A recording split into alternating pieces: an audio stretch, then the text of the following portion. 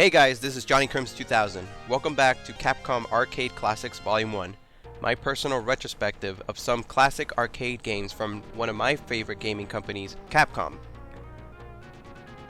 So today I'm going to be covering none other than Capcom's greatest ninja, Strider.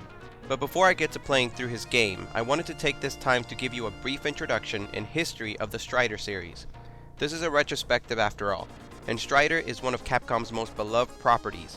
Not to mention, Strider Hiryu is such a popular character given his appearances in the Marvel vs. Capcom series, but very few people actually know about the series he came from. So I'm here to give you an introduction into the world of this awesome video game. So sit back and enjoy as I take you through the history of Capcom's Strider series. Strider for the arcade was released March 7th, 1989. It was the third game released on the CPS-1 arcade board made by Capcom. The Strider series has a rather unique origin when compared to other video game properties.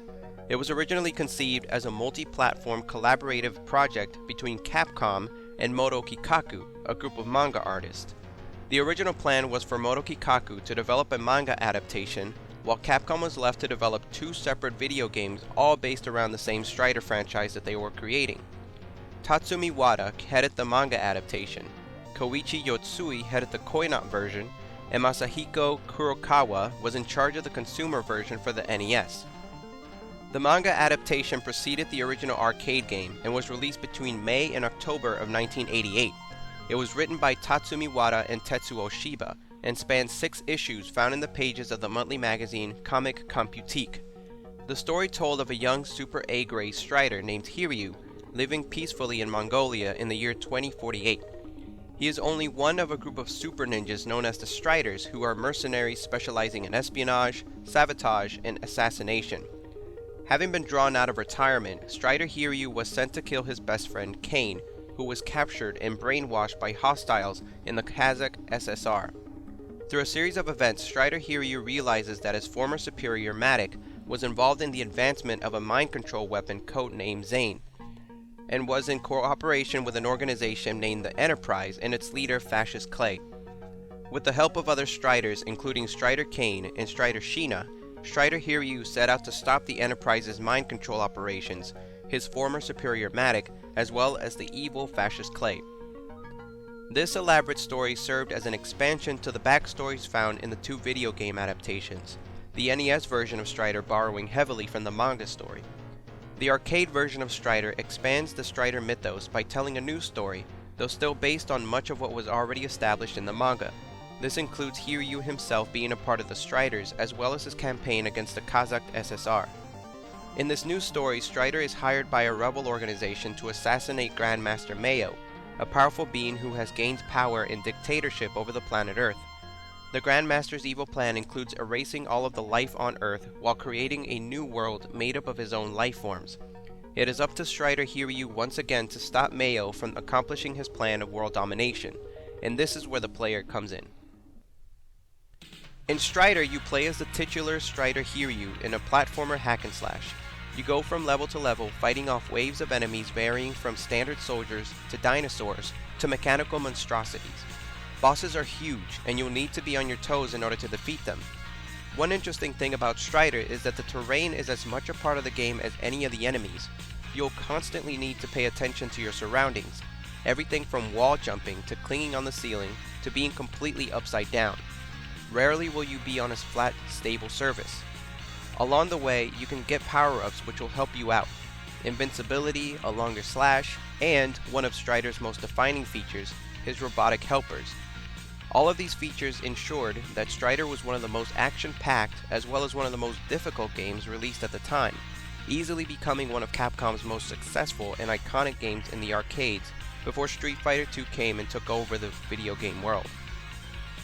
At release, it was easy to see why Strider stood out when compared to other ninja games out there. The sprites were bigger, the colors more vivid, and the bosses were huge. It was easy to see why Strider became such a hit for Capcom. Of course, with success came ports and sequels. The arcade version was ported to a number of consoles and home computers, the most popular of which was the Sega Genesis. The port was nearly flawless and was a huge selling point for Sega's new machine. This version of the original Strider was re-released for the Virtual Console in 2012.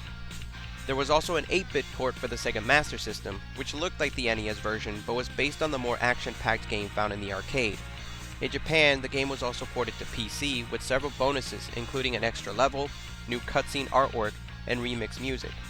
Finally, it was ported to the PlayStation, included along with Strider 2, and was also ported to the PlayStation 2 and Xbox as part of the Capcom Classics Collection Volume 2.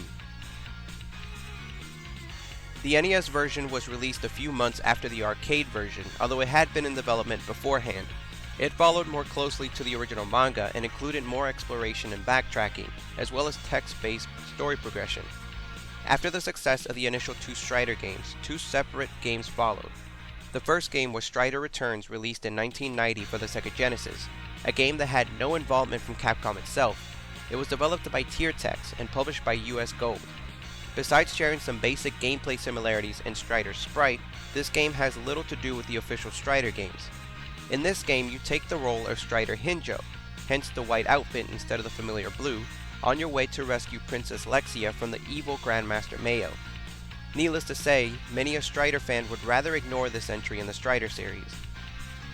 A true follow-up came in 1998 for the arcade and later ported to the Sony PlayStation. This was the true sequel that Strider fans had waited nearly a decade for. Strider Hiryu was once again the main protagonist on his way to take down Grandmaster Mayo for a second time.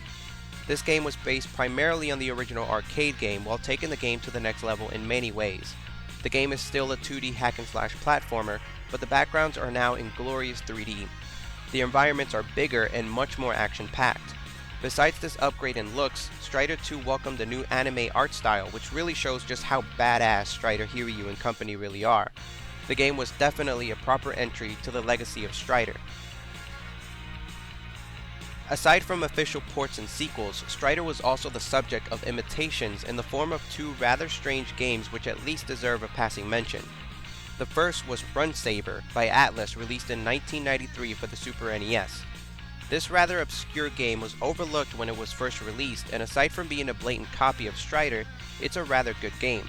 If anything, it included the chance to play two-player co-op, so if you've ever wanted to play Strider with your buddy, here's your chance. The other was Osman, or Cannon Dancer, released in 1996 for the arcade. It was developed by Mitchell Corporation, which included past members of Capcom who had worked on Strider, so you know there was going to be a lot of similarities, and boy does it ever. Aside from sharing the same feel of the arcade Strider, this game goes above and beyond as far as action and overall wackiness. Without going into too much detail, this game is insane, and as far as rip-offs are concerned, this game is amazing. If ever there was a game that deserved a home port, it would be this one. So where's Strider been since his days in the arcade?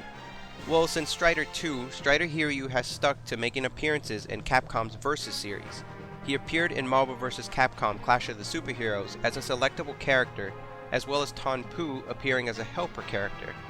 Strider returned in Marvel vs. Capcom 2 New Age of Heroes as a secret character, and in Ultimate Marvel vs. Capcom 3, where he returned after some legal dealings with Strider's manga company kept him out of the original MVC3.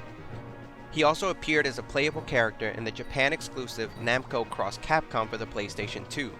He made small cameo appearances in Capcom World 2 as one of the challengers, in Street Fighter Alpha 2 as a spectator on Ken's yacht, holding a teddy bear no less, and in the SNK vs. Capcom Card Fighter series as a character card.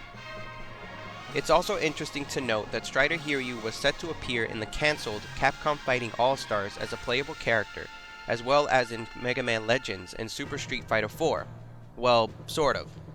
Concept art sketches show that at some point there was going to be a Strider-inspired armor for Mega Man. As for Super Street Fighter 4, concept art shows that during development, Guy was supposed to have an alternate outfit based off of Strider. It's these little mentions that let us know that Capcom hasn't completely forgotten about Strider. Can we expect a new Strider game in the future? Who knows? A next-gen Strider game would be amazing, or even a new game on the Xbox Live Arcade or PSN. Until that day comes, we have to settle with going back to the arcade where Strider has made his best contributions. This is a game that any fan of Capcom should not miss out on. So with that, I hope you guys enjoyed this brief look at the history of such an awesome video game series, and I hope you got to learn something new about Capcom's resident Super Ninja. With this part out of the way, next time we're going to the arcade where I tackle the game that started it all, the original Strider for the arcade. So as always, if you like this video, hit that like button, and be sure to subscribe so you don't miss out on the rest of this series, and so you can get every new part as it comes out. Thank you for watching. This has been Johnny Crimson 2000, and I will see you in my next video.